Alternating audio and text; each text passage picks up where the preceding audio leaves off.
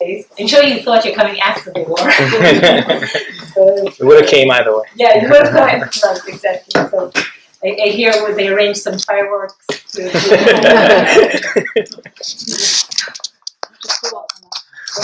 Just to welcome us. Make us feel Israeli.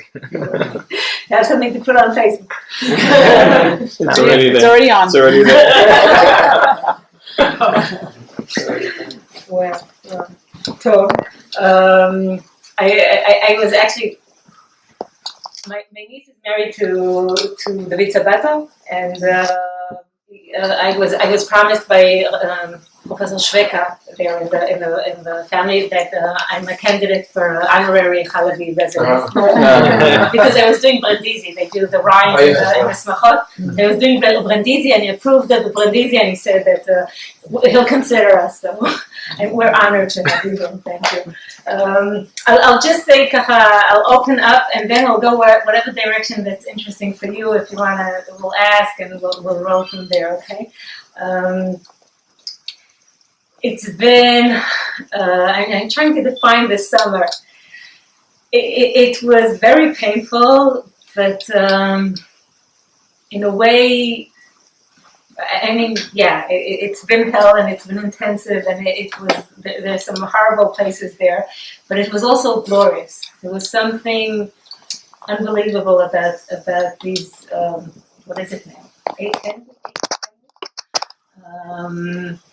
where it started from our very private household, and it went on to all over Eretz Yisrael and Am Yisrael, and there were really unbelievable things happening, and more faces connecting into this picture. And so I just want to start out by telling you how it was.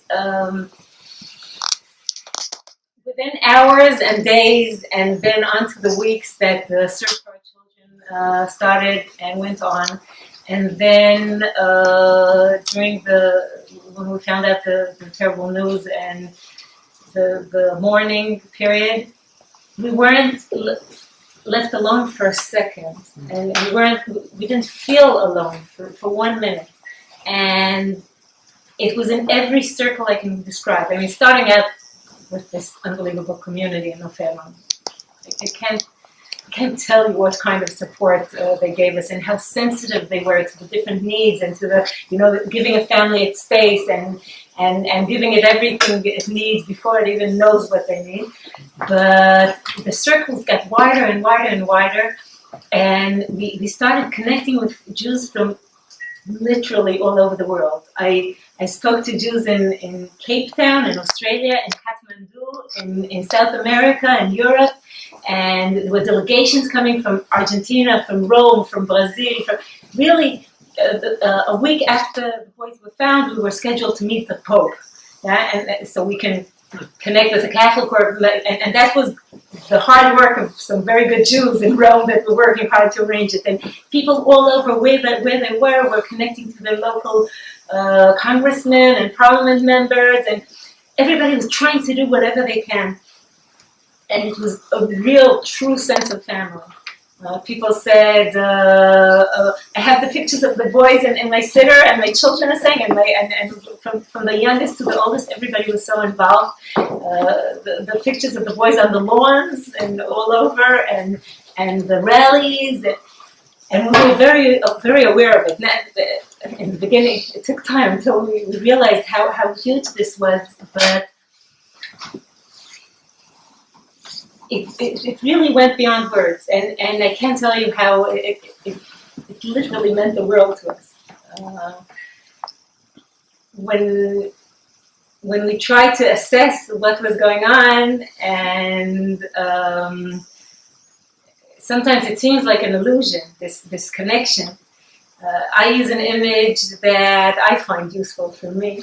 That a person walks in the dark, and it's raining, and they're stumbling, and it's difficult to find your way, and then there's lightning, and for a second there you see your surroundings, you see what's going on, and for us it was a long second. In this country it went on for weeks, and then it becomes dark again, and you have to find your way, and you have to stumble. but what you saw wasn't an illusion.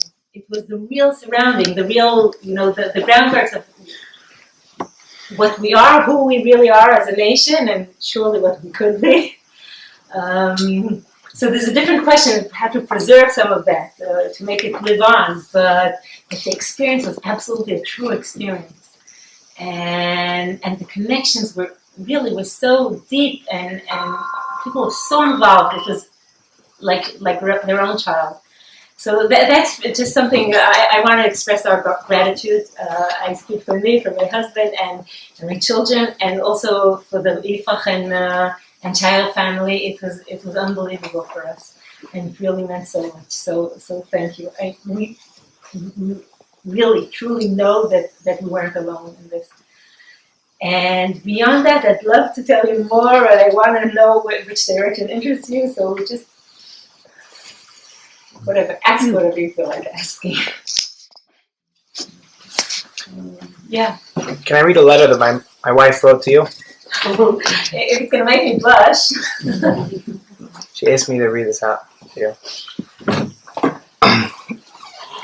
It says, Dear Frankel family, to say that I'm sorry for your loss would be a true understatement. I remember exactly where I was and how I felt when I got the call from my husband. I'd been praying for your son and others' safe return. I had them on my mind all the time. Learning the news, I was absolutely devastated. I pondered how this world could have such evil in it. How something like this could have happened. But as soon as my thoughts started running away to see hows and whys, I stopped myself. I said, Baruch Dayana Emet, and realized those questions were irrelevant if I had true b'tachon in Hashem. I know that we will never know the reason why this happened, but I do know that the loss of your son impacted Jews all around the world. I want you to know that I look at the Jewish nation and his united family, and therefore the loss of your son meant the loss of one of my brothers. Someone once explained to me that a woman who loses her husband is called a widow. A child who loses a patient is called an orphan. However, there's no name for a parent that loses a child, because that is something that shouldn't happen in this world. If my pain from this loss is a raindrop, I know that yours must be like the sea. Even though I cannot understand the way you must feel, I would like you to know that you are not alone. The entire Jewish community in Brooklyn was praying for your son. I know that Jews all over the world were coming together to pray and do mitzvot in honor of your son and the other boys. Please know that your son created a unity within our nation that has been missing for a very long time. I wish that Hashem comforts you from Shemaim and that you could find solace one day soon. I wish I could send a box full with hugs. Even though I couldn't physically be there, I'm here with you in spirit. I hope that this letter meets you in peace and that it comforts you even in the smallest way. Your family is in my heart and mind always. Sincerely, Sophia Hazen, wife and mother of two from Brooklyn. Wow. Thank you so much. Thank her so much.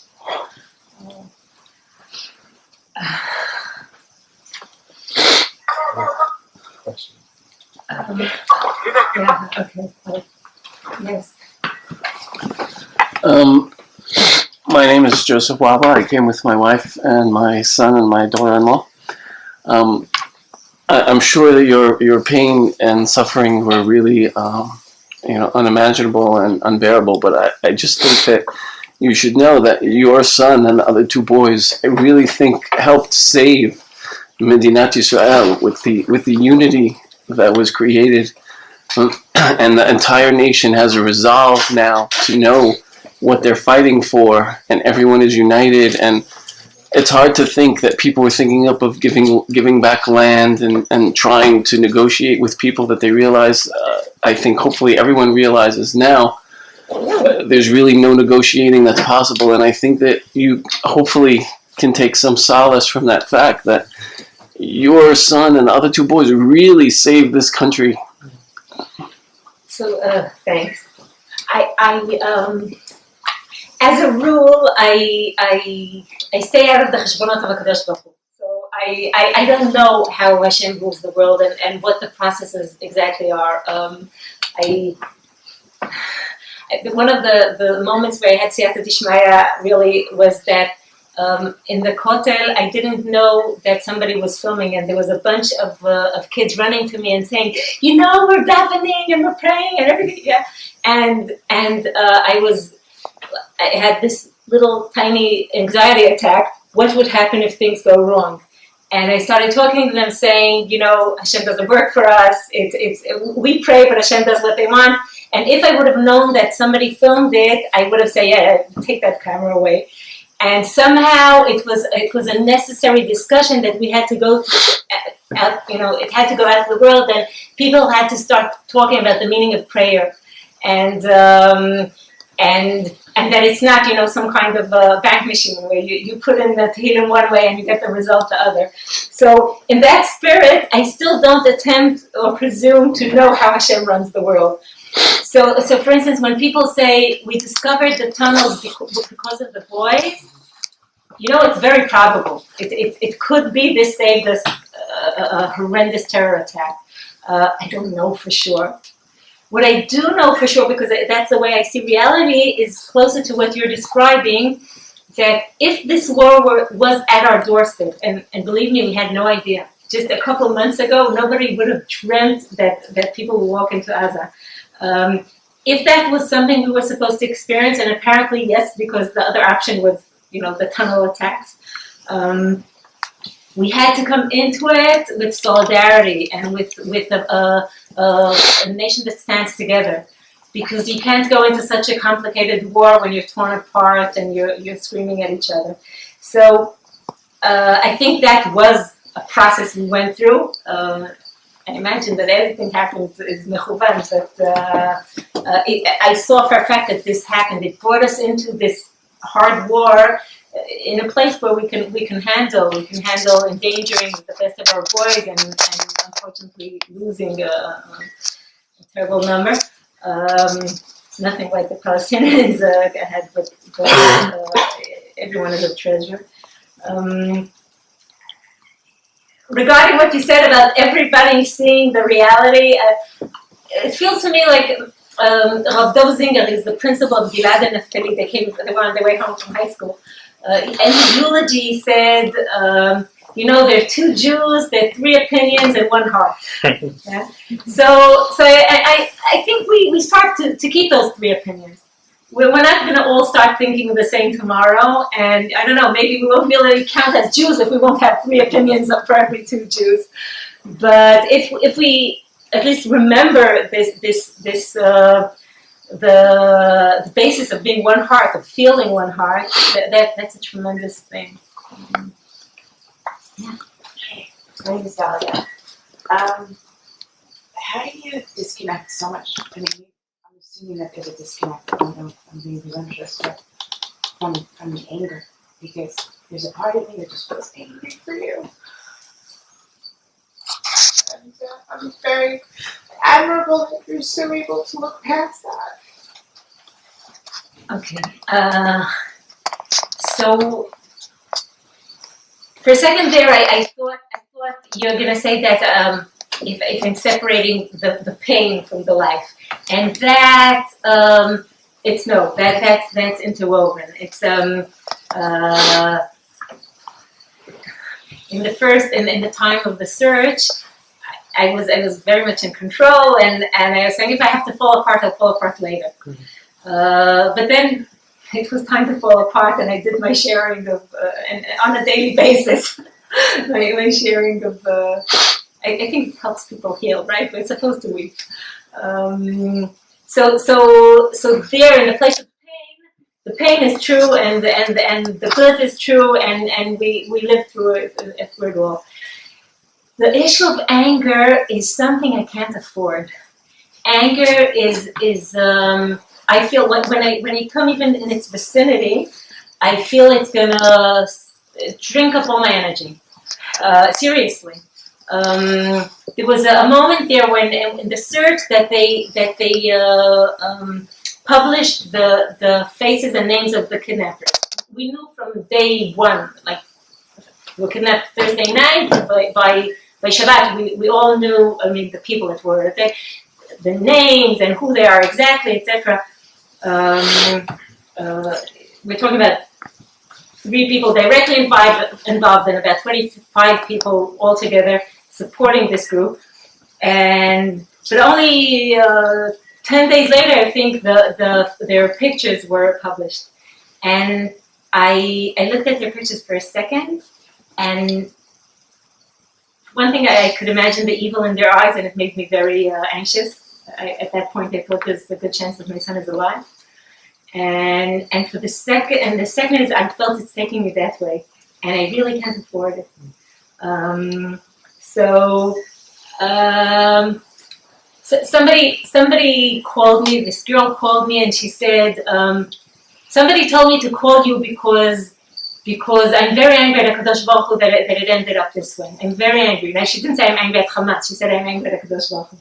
And I said, I can't go through this experience for you. All I can say is, I'm not angry.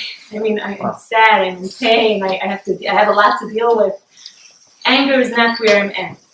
On the other hand, I had this interview with Hannity. Sean Hannity, yeah. Mhm. He makes the Israeli right wing look like left wing.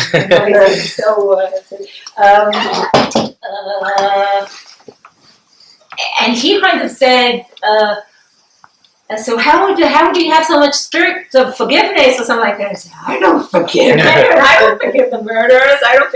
That might be a Christian idea, but no, these are evil people. I don't forgive them for a second. And I'm very, in fact, I know for a fact that the intelligence and the army are still obsessed with finding them, because they're out there and they have weapons and they have nothing to lose, so they're a danger. And beyond the fact that we want them brought to justice, or even not being able to be brought, whatever, not arriving, whatever the circumstances are, we just want to prevent the next terror attack. So it's not the spirit of forgiveness, it's just a very personal thing. Anger is too energy consuming, and I don't want my children to grow up in an angry place. I want my children to grow up in a healthy and B'ezrat Hashem happy place. Yeah. Hi, my name is David. I was actually, the last time I was in Israel on birthright, we arrived the day that we went missing. So the whole trip, we were really praying for them every single day. And once I got back, when I heard the news, but when I got back, I was watching a video of one of your interviews. I just couldn't help notice your smile, constant, and how you were able to keep that going. And I just want to know where that comes from your upbringing, from in America as well, and your family life, and how you just keep that stronghold. Thank you.